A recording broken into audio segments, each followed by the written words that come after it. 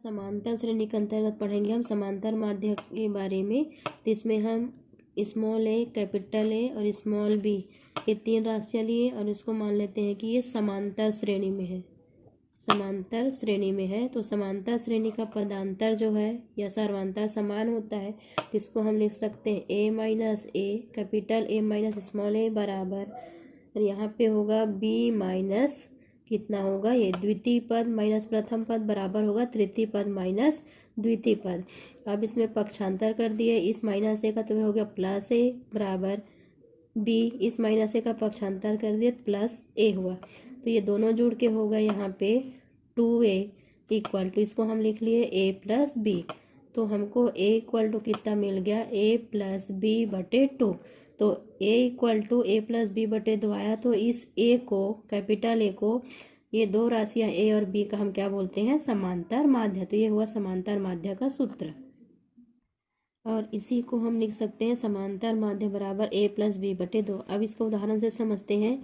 तो यहाँ पे उदाहरण लिया है वर्गमूल 2 धन 1 और वर्गमूल 2 ऋण 1 का समांतर माध्य ज्ञात कीजिए। तो इसको हल करेंगे तो इसको मान लेते हैं a बराबर √2 + 1 और b बराबर मान लेते हैं √2 - 1। तो समांतर माध्य a प्लस बी बटे 2। तो यहाँ पे a की जगह हम रख देंगे √2 + 1 प्लस बी प्लस है, b की वैल्यू रखेंगे √2 - 1 बटे कितना हो गया 2। तो ये +1 - 1 क्या हो गया, कैंसिल। तो √2 + √2 बटे कितना हो गया 2। अब यहाँ पे इन दोनों का गुणा, यहाँ पे भी 1 है वहाँ पे भी 1, तो दोनों जुड़ के कितना हो गया 2√2 बटे कितना हो गया 2। तो यहाँ से 2 और 2 क्या हो गया, कैंसिल। तो यहाँ पे कितना मिला √2 या वर्गमूल ये हुआ हमारा आंसर, समांतर माध्य की वैल्यू।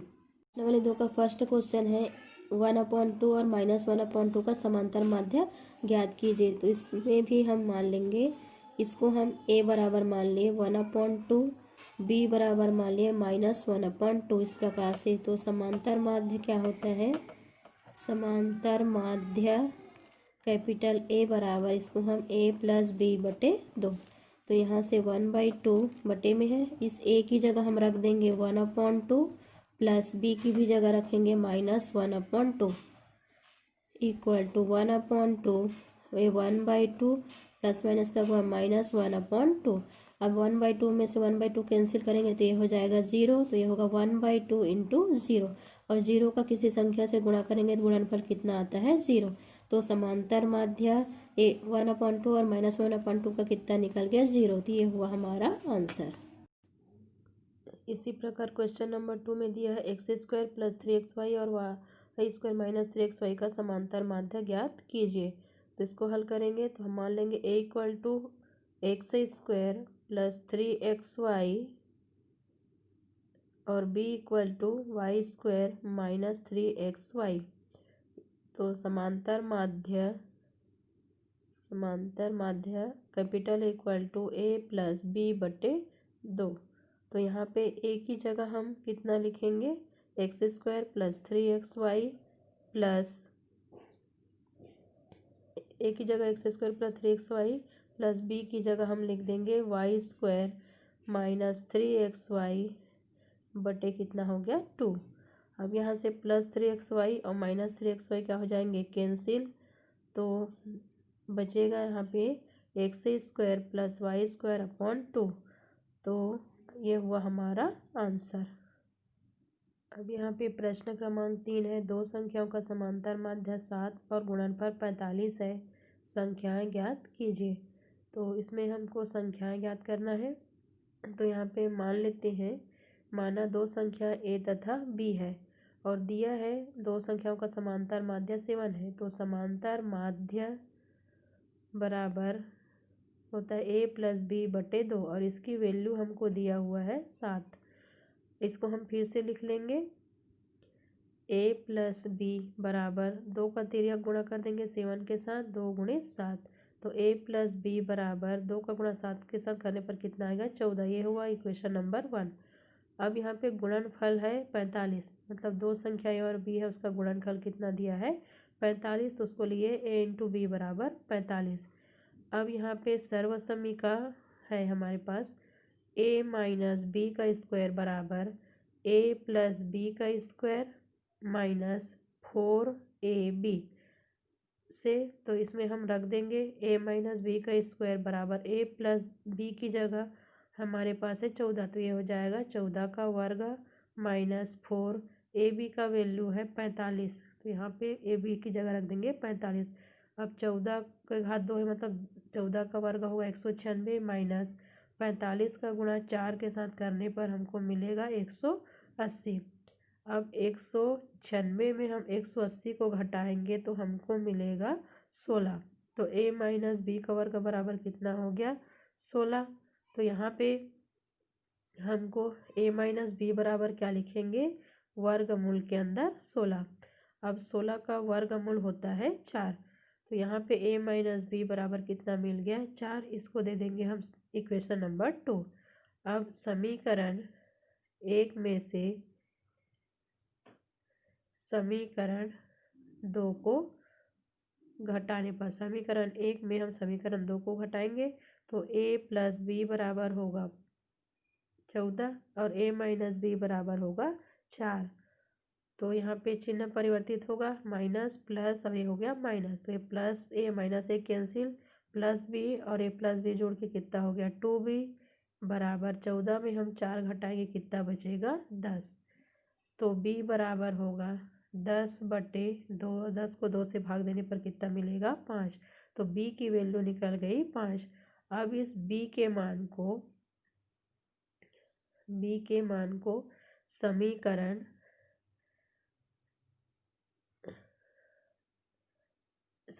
1 है और 2 है, दोनों में से हम किसी में भी रख सकते हैं। तो हम इस b के मान को समीकरण 2 में रखने पर, तो समीकरण 2 है हमारा a माइनस बी बराबर कितना है 4, तो इसमें रखेंगे तो यहाँ पे हमको कितना मिल जाएगा a माइनस बी बराबर 4। a माइनस बी की जगह रख दी है हमने, a माइनस बी की जगह रख देंगे हम 5 इक्वल टू 4। तो a इक्वल टू 4 माइनस 5 किस में बदल जाएगा प्लस 5 में, पक्षांतर करने पर तो इक्वल टू कितना हो जाएगा 9। अतः अभीष्ट संख्याएं क्या होंगी 9 तथा 5 होगी, होगा आंसर। यहाँ पे प्रश्न क्रमांक 4 है, दो संख्याओं का समांतर माध्य 6 और उनके वर्गों का योग 90 है, संख्याएं ज्ञात कीजिए। इसमें भी हमको दो संख्याएं ज्ञात करना है। तो यहाँ पे माना संख्या a तथा b है और दिया है हमको समांतर माध्य बराबर कितना दिया है 6, और समांतर माध्य होता है हमारे पास a प्लस बी बटे 2, तो इसकी वैल्यू किसके बराबर दिया है 6। तो इसको हम और लिख सकते हैं a प्लस बी बराबर 2 का गुणा किसके साथ होगा 6 के साथ, तो a प्लस बी बराबर कितना हो गया 12। इसको दे दिया हम इक्वेशन नंबर 1। अब यहाँ पे दिया है कि उनके वर्गों का योग, तो ये जो दो संख्या a और b माने हैं इनके वर्गों का योग कितना दिया है 90 है। तो इसको हम लिख सकते हैं प्रश्नानुसार a square plus B square बराबर हमारे पास कितना है 90।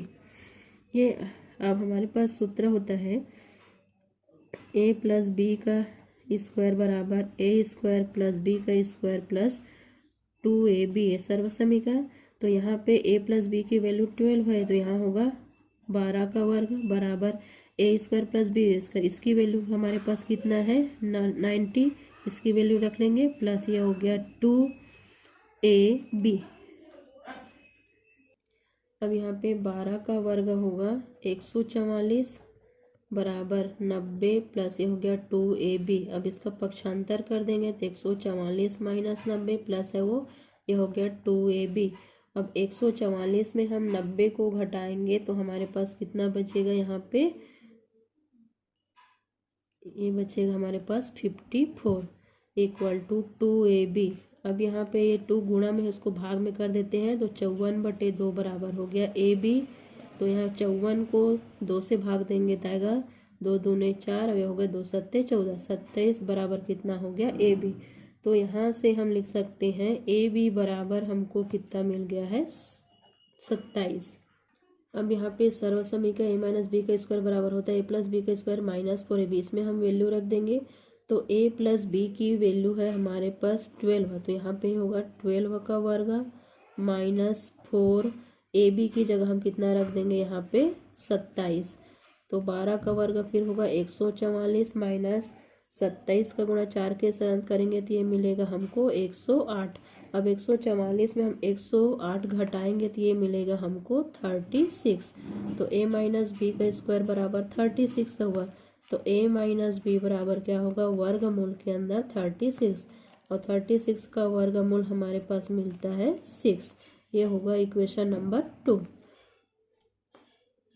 अब हम इस समीकरण 1 है a प्लस बी बराबर 12 में से हम इस समीकरण 2 को क्या करेंगे, घटाएंगे। तो a प्लस बी बराबर होगा 12 और a माइनस बी बराबर कितना है 6। घटाएंगे तो ये माइनस, ये प्लस और ये क्या हो गया माइनस। ये प्लस माइनस क्या होगा कैंसिल, ये प्लस बी और ये हो गया प्लस बी मिलके हो गया 2b बराबर 12 में हम 6 घटाएंगे कितना मिलेगा 6। तो b इक्वल टू होगा 6/2 और 6 को 2 से भाग देंगे तो हमको मिलेगा 3। तो b की वैल्यू कितना मिल गया 3। अब इस b के मान को समीकरण इस 2 में रख देते हैं। समीकरण 2 में रखने पर तो समीकरण 2 में रख देंगे तो कितना होगा, a माइनस बी बराबर 6 है समीकरण 2 में। तो a माइनस बी की जगह कितना रख दूंगी मैं 3 इक्वल टू हो गया 6।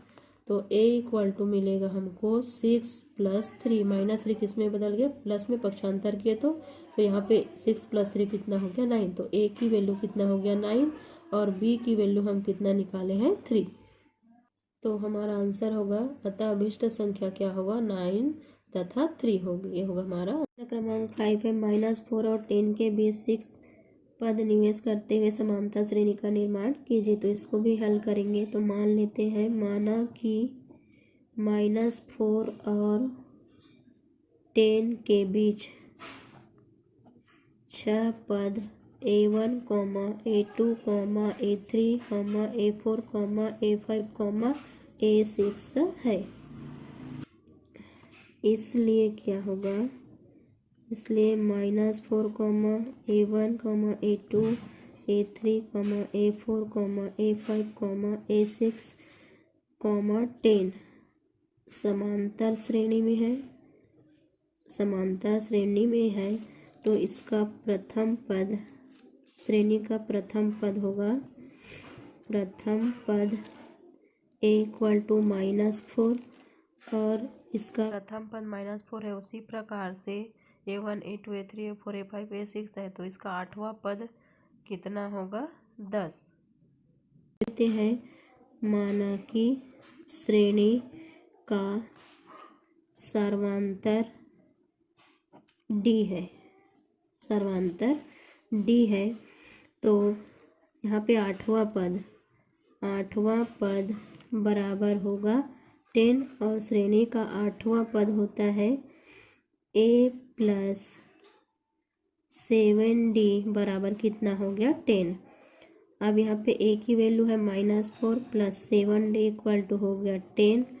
अब इस 7d बराबर होगा 10 + 4, -4 किस में बदल दिया +4 पक्षांतर किए तो ये हो जाएगा 14। तो d बराबर हो गया 14/7 इक्वल टू 14 को 7 से भाग देंगे कितना मिलेगा 2।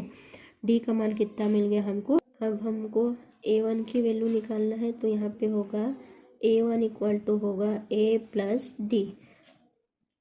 तो यहाँ पे a की वैल्यू है -4 प्लस d की वैल्यू निकाले हमने 2।